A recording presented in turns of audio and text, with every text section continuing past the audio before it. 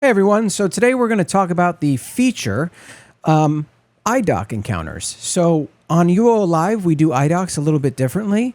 We actually make an event out of it. We make it so it spawns monsters. When the house collapses, you have to defeat those waves of monsters. You have to work together. They're very challenging.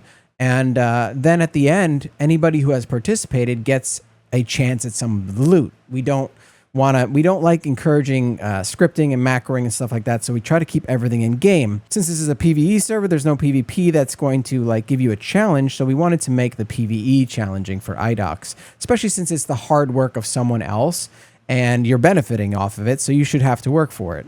That being said, the first thing you're going to do is you're going to come into the game. You're going to come to Magencia, which is the town square here. You can go to the Moon Gate, and that location will be under special locations, Magencia Stone Exchange. And so once you're there, you're going to see this little house. It is color coded. So if it is orange, there are no IDOCs. If it's red, it means there's IDOCs that are close to collapsing. And then if it's black and red, there is an IDOC that's active. So you double click this. It then shows you a house located somewhere in Trammel, house located somewhere in Trammel, house located somewhere in Felucia. So you have 37 greatly worn houses, the total amount of houses, and then houses in danger of collapsing is 3, and it shows you their locations. It doesn't show you exactly where, but now you know to go to Trammel and run around, and the game mechanic that we built, this feature, is something that's going to give you clues on how to find that house. So let's check out what that looks like. Okay, so now that you've checked out where the IDOC might be and what facet it is, you're just going to go out exploring, and we have given you some visual cues and stuff like that to tell you where it is. So let's just run around and see what happens. Okay, so there we have it. The ground below you is feeling very unstable. You notice tendrils of light in the corner of your eye, and if you saw, there was some ground lightning effects. So let's go in the direction that the lightning was showing us. Oh, there it is more. Okay. The ground is furiously shaking as you notice sparks and lightning around a nearby home. So is it this one? Aha. So this is the structure in danger of collapsing.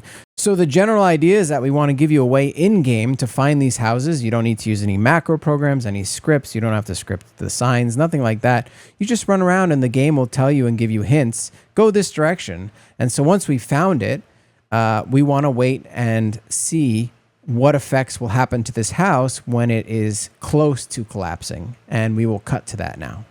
Okay, so the house is about to fall in the next 3 hours, and so we have effects. Visual and audio. You can also toggle these effects off by typing in toggle IDOC effects. We put that in as an accessibility feature because we didn't want to not make it available for people that may suffer from seizures. So that is what it looks like when it is ready to collapse. So when a house actually does collapse, this is what it looks like. You get those same tendrils. And then a portal pops open, a dimensional portal with a succubus here. You got to be careful. She's got some tricks up her sleeves, and then monsters just start piling out. Here they come. So you have to be careful, and you have to now fight all of these monsters in order to actually, yeah, so she will taunt you, and you have to fight all these monsters now and defeat all the waves in order for a chest to appear with all the IDOC loot in it. And yeah, so that's what you're looking at here. Also, just a side note, these actually do scale in difficulty depending on how many items are in the house and how many players are here. So this one actually spawned a boss, which is a Stygian dragon. And yeah, if players do show up, they will start to fight these. And there's no loot on these. At first, we did put loot on them, but then we found people were trying to loot in the middle of the battle. So you actually do have to complete all waves for the treasure chest to appear that has your randomized loot in it. There are some things that you should know. You can kite them to a certain degree, but you can't kite them too far. Now, you can leash, and that is encouraged, but trying to pull me into a trap until we meet again. Where did he go? I'll show you in a second. Let's get this guy to the same spot. There you go. You'll not lure me out. Okay, so where did they go? Aha, they went back. And every time they go back, they heal a little bit. So you can pull them a certain amount, but you can't pull them too far where it doesn't become challenging anymore.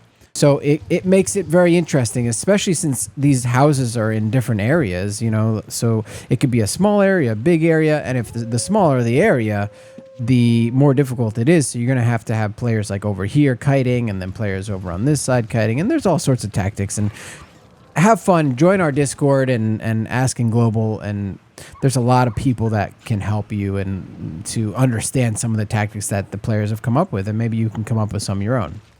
So what happens now? You have to clear the waves. So let's just do a little quickness here. We're going to clear some of the waves. Okay. Oh, and look at that. So more mobs come out.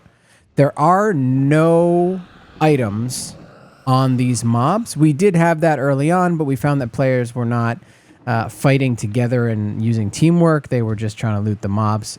We thought that would be fun, but it turned out to not be fun. So we changed it so that you actually have to you defeat it together in order to get the chest at the end.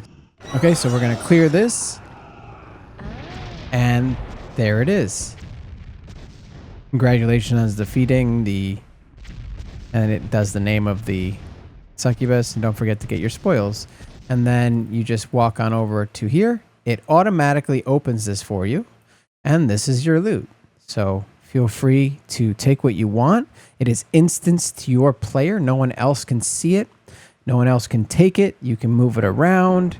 You can, you know, organize, see what you want, and then bring it over to your own bag or beetle or however you want to do it.